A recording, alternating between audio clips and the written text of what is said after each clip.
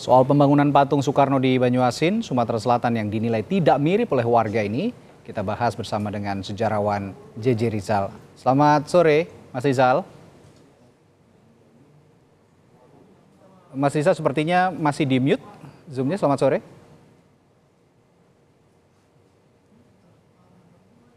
Ya, Mas Rizal. Halo. Ya, oke. Saya sudah bisa mendengar suara Anda. Ya, Mas Rizal, Anda pasti sudah melihat juga, sudah menyimak juga polemik yang terjadi saat ini. Ada pembangunan patung di Banyuasin yang dinilai tidak mirip dengan Bung Karno, sosok Bung Karno sendiri, dan anggarannya lumayan, 500 juta rupiah. Nah, Anda melihat harusnya sebenarnya bagaimana proses pembangunan patung seorang pahlawan, apalagi ini pendiri bangsa, Bung Karno begitu. Perlu kajian khusus nggak? Ya, pertama menurut saya ini kan ada budaya dalam 5 atau 6 tahun belakangan bahwa di berbagai tempat didirikan patung Soekarno. Menurut saya itu bukan hal yang buruk, justru hal yang baik. Dan kita tahu bahwa Bung Karno itu tokoh bangsa, banyak keteladanan dalam dirinya. Dan hari ini kan kita krisis keteladanan ya. Ya. Apalagi susah kita cari keteladanan pada yang hidup. Kalau kita susah cari keteladanan pada yang hidup, kenapa enggak kita menghidupkan yang udah mati gitu ya, yang bisa menjadi sumber keteladanan. Tapi menurut saya persoalannya adalah sumber keteladanan itu kan nggak hanya Bung Karno. Dan Bung Karno itu menjadi besar justru karena dia dalam riwayat hidupnya, dia adalah simpul sejarah, simpul pemikiran banyak tokoh bangsa. Dalam diri Soekarno kita bisa melihat Cokro Aminoto, kita bisa melihat Dekker, kita bisa melihat Cipto, kita bisa melihat Hasan gitu. Jadi menurut saya hal pertama yang menurut saya juga penting itu adalah di mana tempat tokoh-tokoh yang pikirannya mengalir dalam pemikiran Karno gitu. Baik, jadi sebenarnya tapi pertanyaan saya tadi, untuk membangun patung-patung seperti ini perlu kajian khusus atau seperti apa?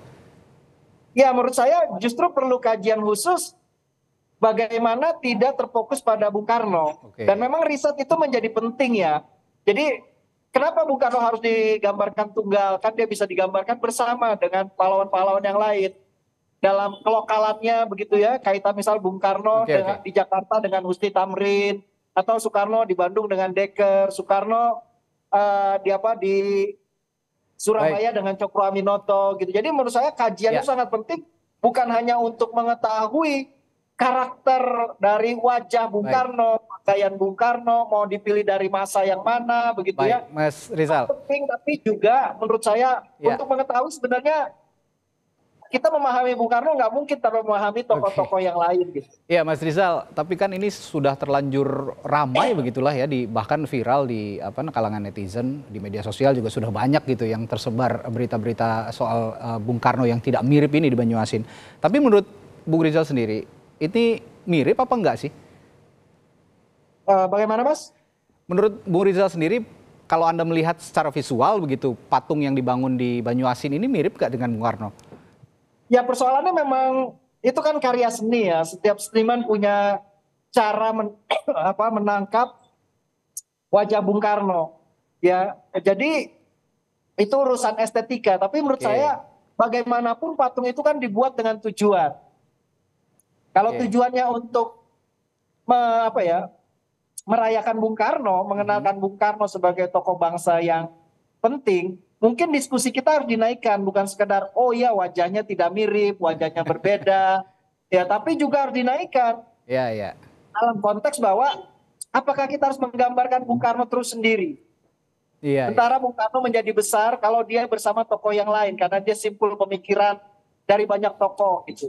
Jadi menurut saya justru pembuatan patung Bung Karno di banyak tempat ini seolah-olah bukan menjadi bagian merayakan Bung Karno dengan sebuah pemahaman siapa itu Bung Karno, tapi justru membuat Bung Karno itu menjadi tokoh tunggal dalam sejarah, padahal kenyataannya tidak seperti itu. Pada praktiknya begini, Mas Rizal, uang yang digelontorkan ini kan sebenarnya cuma uang rakyat juga begitu, uang publik ya. Ini diambil dari APBD 500 juta gitu, dan bukan jumlah yang kecil. Nah, Anda menganggap kritikan-kritikan netizen soal katanya tidak mirip, apa tidak sesuai estetika dengan jumlah uang yang begitu banyak digelontorkan oleh APBD. Menurut Anda ini sesuatu hal yang wajar atau seperti apa?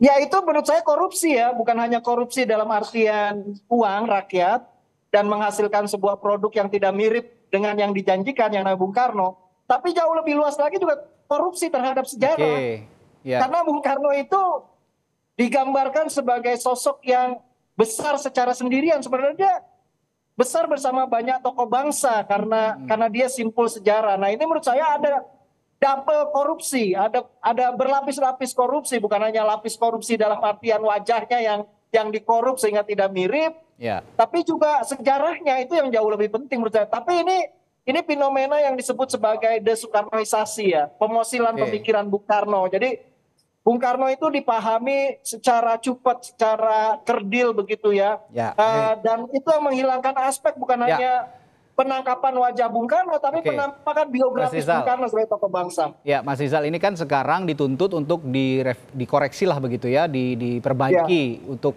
agar disempurnakan karena dinilai tidak mirip atau apa namanya tidak sesuai dengan estetika begitu. Nah, kalau menurut Mas Rizal sendiri, koreksinya nanti kalaupun dilakukan baiknya seperti apa atau bagaimana caranya?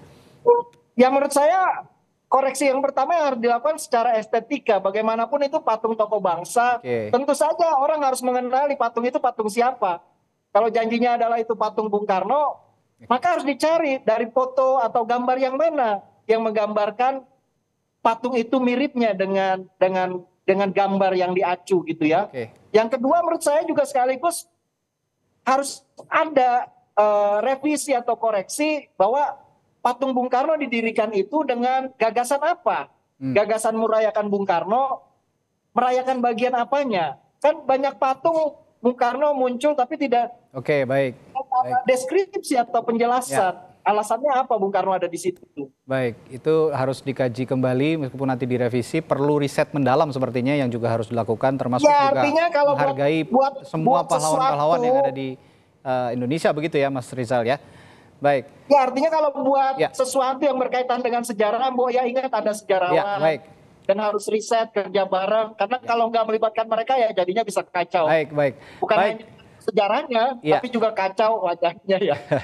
Oke, baik. Terima kasih sejarawan JJ Rizal telah berbagi perspektif di Kompas Petang. Sekali lagi terima kasih, sehat selalu.